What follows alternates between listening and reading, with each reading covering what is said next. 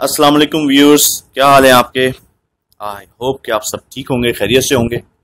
میں آج صبح الحمدللہ قرآن پڑھ رہا تھا، اس میں سورۃ آل عمران میں نے 2 آیات پڑھی اور اس سے میں نے اس کو سیکھا اور میں نے کہا چلیں آپ کے ساتھ بھی شیئر کر لیتا ہوں۔ اس کا ترجمہ یہ ہے، اعوذ باللہ من الشیطان الرجیم، بسم اللہ الرحمن الرحیم۔ مومنین اہل ایمان کو چھوڑ کر کافروں کو اپنا رفیق اور دوست ہرگز نہ بنائیں، جو ایسا کرے گا اس کا اللہ سے کوئی تعلق نہیں۔ ہاں، یہ معاف ہے کہ تم ان کے ظلم سے بچنے کے لیے بظاہر ایسا طرز عمل اختیار کر جاؤ، مگر اللہ تمہیں اپنے آپ سے ڈراتا ہے اور تمہیں اس کی طرف پلٹ کر جانا ہے۔ اس کی جو تفسیر ہے اس کے بارے میں ہم بات کرتے چلیں، جو میں نے یہ تفہیم قرآن یعنی ابو علا مودودی کے جو تفسیر ہے اس سے اٹھائی ہے۔ یعنی اگر کوئی مومن کسی دشمنان اسلام جماعت کے چنگل میں پھنس گیا ہو اور اسے ان کے ظلم و ستم کا خوف ہو تو اس کو اجازت ہے کہ وہ اپنے ایمان کو چھپائے رکھے اور کفار کے ساتھ بظاہر اس طرح رہے کہ گویا وہ انہی میں سے ایک آدمی ہے۔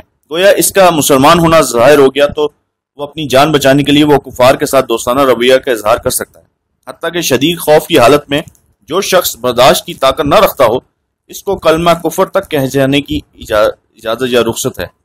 یعنی کہیں انسانوں کا خوف تم پر اتنا نہ چھا جائے کہ خدا کا خوف دل سے نکل جائے۔ انسان حد سے حد تمہاری دنیا بگاڑ سکتے ہیں، مگر خدا تمہیں ہمیشگی کا عذاب دے سکتا ہے۔ لہٰذا اپنے بچاؤ کے لیے اگر بدرجہ مجبوری کبھی کفار کے ساتھ تکیہ کرنا پڑے تو وہ بس اس حد تک ہونا چاہیے۔ اسلام کے مشن اور اسلامی جماعت کے نفاذ یا مفاد اور کسی مسلمان کے جان و مال کو نقصان پہنچائے بغیر تم اپنی جان و مال کا تحفظ کر لو، لیکن خبردار کفر اور کفار کی کوئی ایسی خدمت تمہارے ہاتھوں انجام نہ پائے جس سے اسلام کے مقابلے میں کفر کو فروغ حاصل ہونے اور مسلمانوں پر کفار کے غالب آ جانے کا امکان ہو۔ خوب سمجھ لو کہ اگر اپنے آپ کو بچانے کے لیے تم اللہ کے دین کو یا اہل ایمان کی جماعت کو یا کسی ایک فرد مومن کو بھی نقصان پہنچایا یا خدا کے باغیوں کی کوئی حقیقی خدمت انجام دی تو اللہ کے محاسبے سے ہرگز نہ بچ سکو گے، جانا تم کو بہرحال اسی کے پاس ہے۔ اصل میں میرا مدعا جو تھا اس کو ڈسکس کرنے کا، آپ کے ساتھ شیئر کرنے کا، وہ یہ تھا کہ مجھے یہ جب آیت میں نے پڑھی اور اس کی تفسیر بھی پڑھی تو مجھے ایک دم سے یاد آیا کہ 9/11 کے بعد جنرل پرویز مشرف جو اس وقت صدر تھے اور آرمی چیف بھی تھے، صدر تو غالباً شاید نہیں تھے، صدر نہیں تھے، آرمی چیف تھے، تو انہوں نے جو لیکن کرتا تھا وہی سب کچھ تھے۔ تب جب انہوں نے ایک ڈیسیژن لیا تھا کہ ہم امریکہ کی جنگ میں جائیں گے، تو اس روح سے، قرآن کی آیت کی روح سے مجھے لگتا ہے، جہاں تک مجھے سمجھ آئی ہے الحمدللہ، وہ فیصلہ غلط تھا، کیونکہ اس میں صاف لکھا ہے کہ آپ نے اگر اپنا بچاؤ بھی کرنا ہے، اگر آپ سمجھتے کہ اس کے ظلم سے بچنے کے لیے اگر وہ حاوی ہے، کفار طاقتور ہیں اور آپ پہ اٹیک کر سکتے ہیں، آپ نے اپنے آپ کو بچانا ہے، تو اس طرح نہیں بچانا کہ آپ نے اپنے دوسرے بھائی کا بیڑا غرق کر دینا ہے، مسلمان بھائی کا نہیں، نہ اپنے دین کا کرنا ہے، نہ اس میں صاف لکھا ہوا ہے کہ تم اللہ کے دین کو یا اہل ایمان کی جماعت کو یا کسی ایک فرد مومن کو بھی نقصان پہنچایا یا اس کے باغیوں کی کوئی حقیقی خدمت انجام دی۔ یہ تفسیر میں ٹھیک ہے، یہ ڈائریکٹ نہیں ہے، تو تفسیر اسی کی ہے نا آیت کی، کہ مومنین اہل ایمان کو چھوڑ کر کافروں کو اپنا رفیق اور دوست ہرگز نہ بنائیں، جو ایسا کرے گا اس کا اللہ سے کوئی تعلق نہیں ہے۔ تو ہم نے نان نیٹو الائنس میں شمولیت اختیار کی، ہم تھے نیٹو کے نہیں تھے لیکن نان نیٹو الائنس تو تھے، ہمیں یہ رتبہ دیا امریکہ نے، تو ہم تو دوست بن گئے اس کے، اور ہم نے اڈے بھی دیے اپنے ملک کے جس سے وہ جہاز ڈرون سب اڑ کے افغانستان میں تباہی کرتے تھے۔ اور افغانستان میں کون ہے؟ مسلمان، اپنے بھائی۔ اور اس سے پہلے وہاں کیا نظام تھا؟ وہاں تھا مسلمانوں کا رائج، اسلامی نظام تھا۔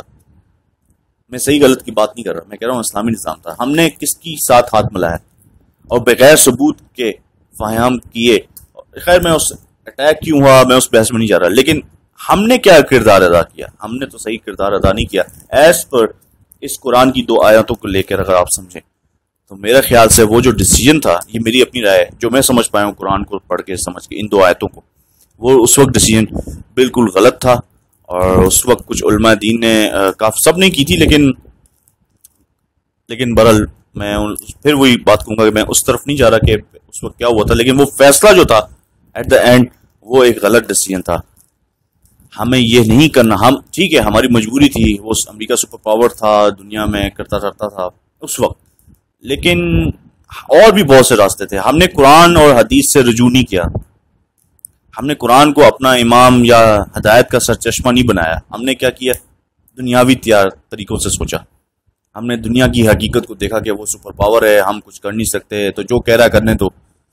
اور آج تو کھل کے یہ بھی سننے میں آتا ہے, ہو سکتا ہے میں غلط بھی ہوں, کہ امریکن کہتے ہیں کہ ہم تو اس امید پہ نہیں تھے کہ اتنا ہوگا, تو ہم تو 2 پوائنٹ کہتے شاید پاکستان مان جائے گا, لیکن جب ہم لے کے گئے تو وہ تو سارے مان گئے. مطلب اس طرح کی باتیں سننے کو مل رہی, تو بڑی افسوس کی بات ہے کہ ہم بالکل ہی لیٹ گئے. خیر اینی ہاؤ, وہ فیصلہ بالکل غلط تھا, اور اس کا ہرجانہ ہم نے 20 سال اور تمام خطے نے بھگتا, پوری دنیا نے, اور خاص کر ہم نے تو بہت ہی بھگتا. تو خیر اینی ہاؤ, میں نے کہا آپ کے ساتھ شیئر کروں اور اپنی رائے سے بھی آگاہ کروں جو میں سمجھا. اور مجھے وہ واقعہ یاد آ گیا 9/11 کا, اور اس کے بعد جو ڈیسیژن لیا گیا تھا. تو اس سے یہی ہمیں سیکھنے کو مجھے جو ملا ہے کہ وہ جو فیصلہ تھا وہ بالکل غلط تھا. وہ قرآن اور سنہ حدیث سے ہٹ کے تھا, اور بلکہ ہٹ کے نہیں, مخالفت میں تھا. ٹھیک ہے نا, ہٹ کے تو ایک الگ چیز, ہٹ کے بھی تو غلط ہے, لیکن وہ تو بالکل ٹوٹل اپوزٹ تھا. تو بالکل غلط فیصلہ تھا وہ. آئی ہوپ کہ آپ کو میرے اس رائے سے استفادہ ہوا, یا کوئی ڈفرینٹ سوچنے کا موقع ملے گا, یا آپ بھی اتفاق کریں. اگر نہیں کرتے اس کے لیے بھی تو آپ مجھے نیچے کمنٹس میں بتا سکتے ہیں, اپنی رائے سے آگاہ کر سکتے ہیں. کائنڈلی سبسکرائب کریں میرا چینل, لائک کریں, شیئر کریں, اور کائنڈلی بیل آئیکن پہ ضرور کلک کریں تاکہ نئی آنے والی ویڈیوز کا نوٹیفیکیشن آپ کو بر وقت مل سکے. Thank you. اللہ نے کے بان.